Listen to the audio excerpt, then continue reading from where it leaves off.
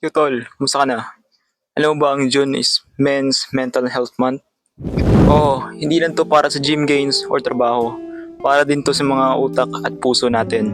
Real talk lang kailan mo huling tinanong sa sarili mo na, ayos pa ba ako? Kasi tayong mga lalaki, mahilig tayong hindi umimik. Laging chill, laging strong, at laging walang pake. Pero tol, hindi weakness ang magsalita. Hindi weakness ang umami na pagod ka.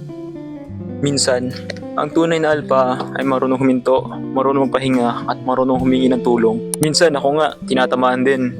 Yung mga umaga na hirap akong gumising at feeling ko wala akong silbi. Pero every time nagsasalita ako sa tropa, kahit mag-journal lang, promise. Kaya ngayong buwan ng Hunyo, tandaan mo sa sarili mo, lalaki ka lang, nasasaktan din. Mas lalaki ka pa nga kapag marunong ka mag-alaga sa sarili mo eh. Kaya check your bros, kumustahin mo sila. Minsan, kumusta lang, sapat na. At ikaw, kumusta ka na talaga?